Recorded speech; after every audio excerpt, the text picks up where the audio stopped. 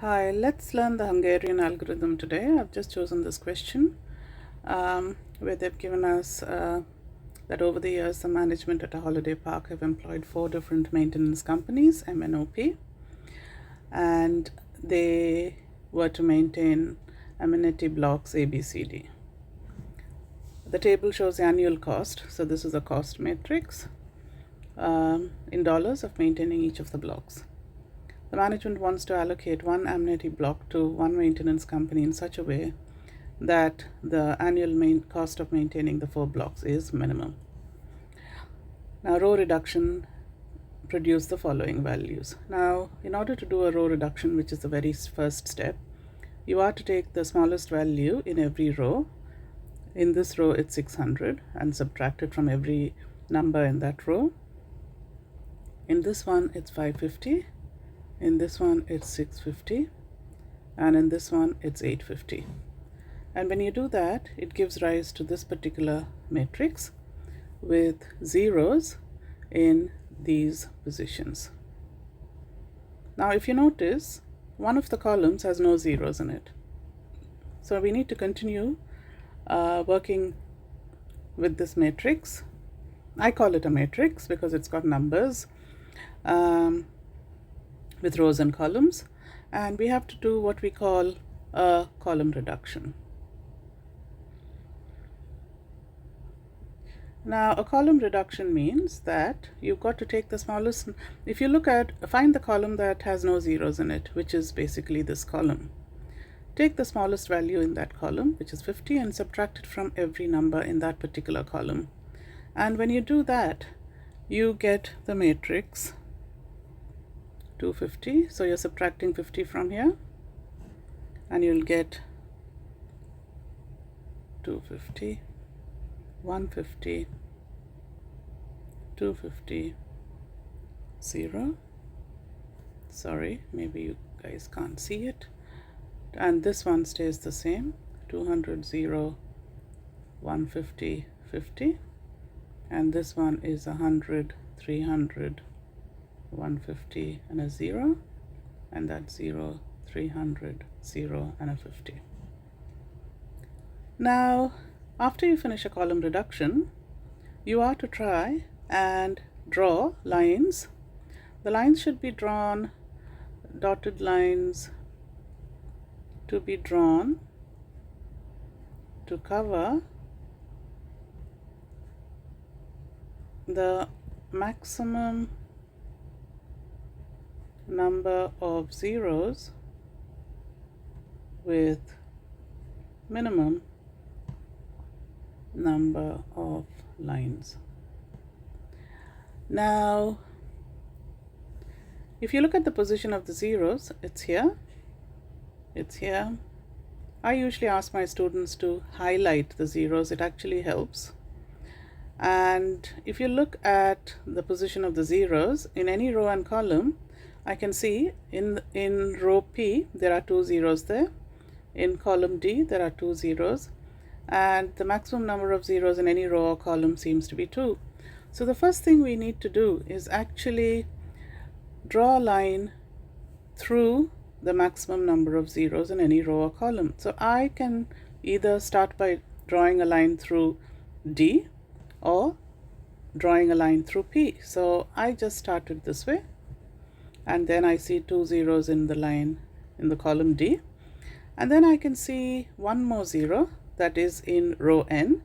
And now it doesn't matter whether you draw a horizontal or a vertical line, but we like the crisscrosses, so it intersections. And so I choose to do it this way. You can draw it through column B as well. It doesn't matter. Now, explain why an allocation would not be attempted at this stage. Now, we say a solution has been reached if we get 4 lines, because we need to allocate 4 companies to 4 amenity blocks. Now, I can see only 3 lines. Okay, 3 lines is not equal to 4 allocations which are required.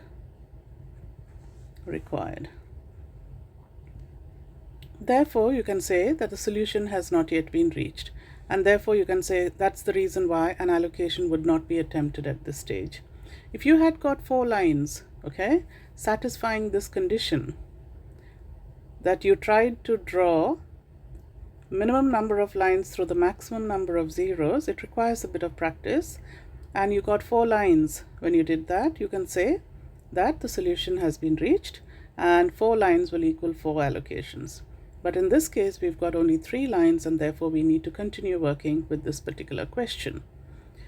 Now, the next step is a bit tricky. It requires some understanding.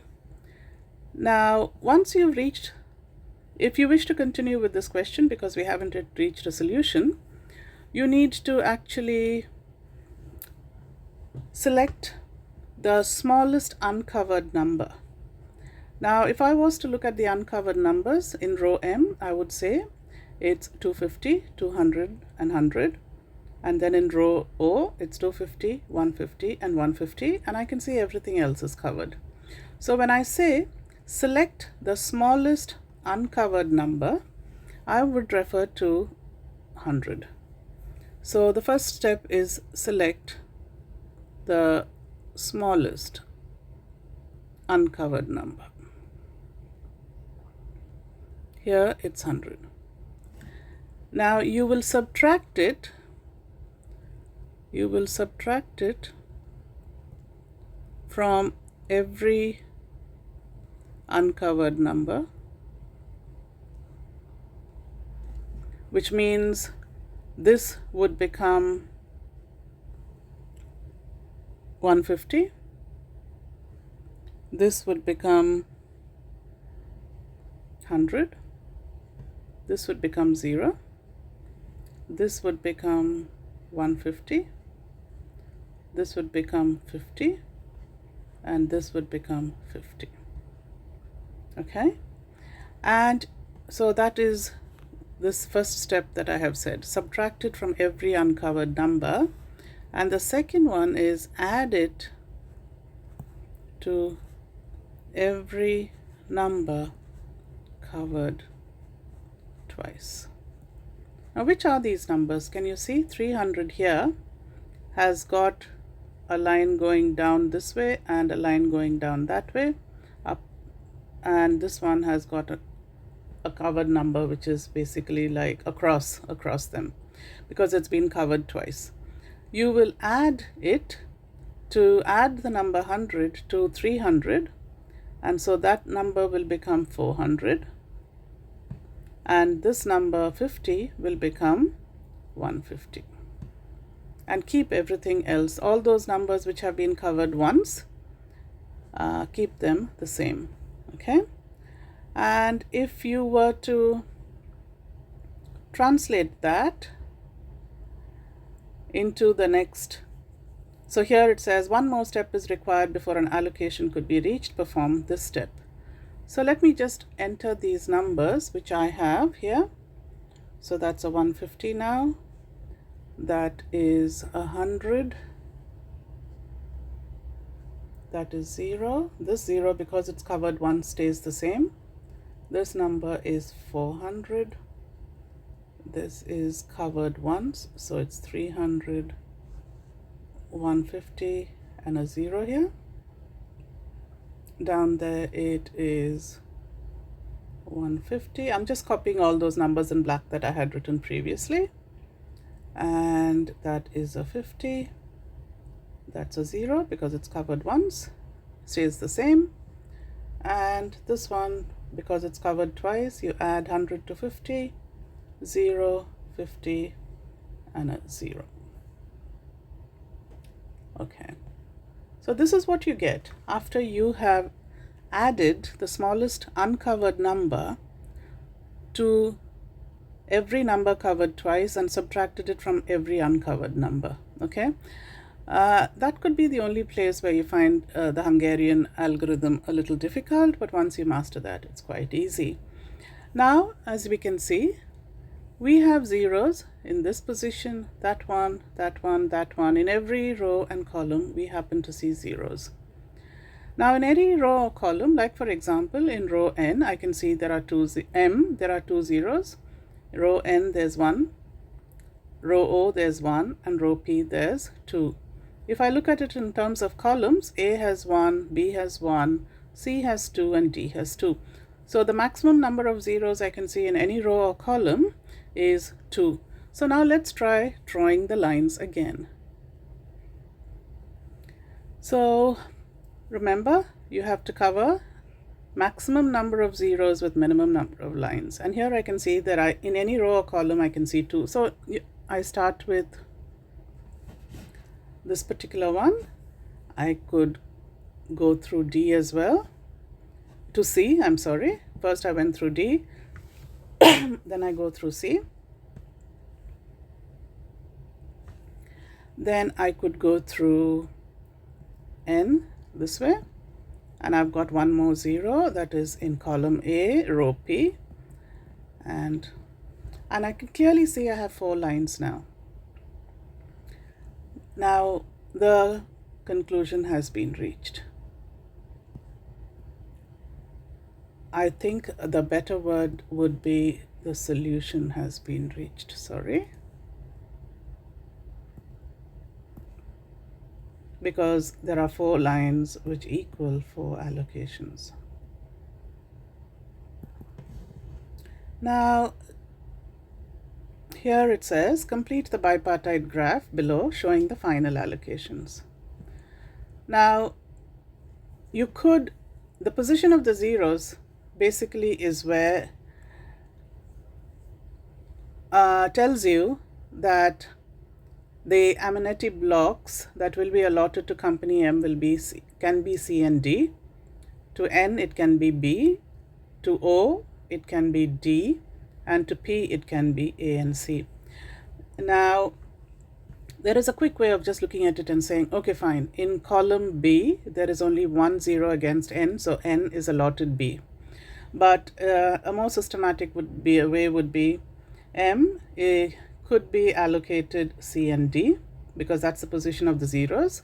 N could be allocated B. O could be allocated D. P can be allocated A and C. Now clearly over here what we can see is N can do only one job because the position of the 0 is only against B. So company N is allocated amenity blocks B. O, a single 0 against D. And if you look at M and P, clearly A, the only person who actually has A, and a 0 against A is P. So P gets A. And if that's the case, so A, B, and D have been allocated. That leaves you with just C. So if you were to draw a bipartite graph showing the final allocation, you will draw a line M to C, N goes to B, O goes to D, and P goes to A. And that's a bipartite graph showing an allocation, a final allocation. Now write down the minimum total annual cost in dollars that can be achieved. So now that you've got the allocations, you need to actually go back to the original matrix given to you.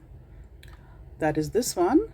And from what we have allocated, M gets C,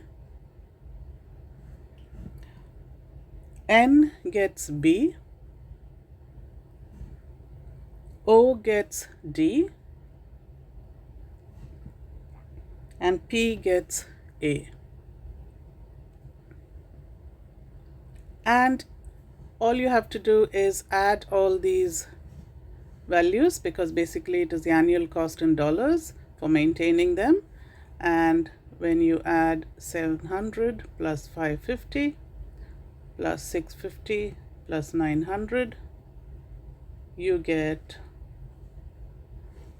when you add them all, you get 2,800. And that answers the final question, which says write the minimum total annual cost is 2,800. Thank you.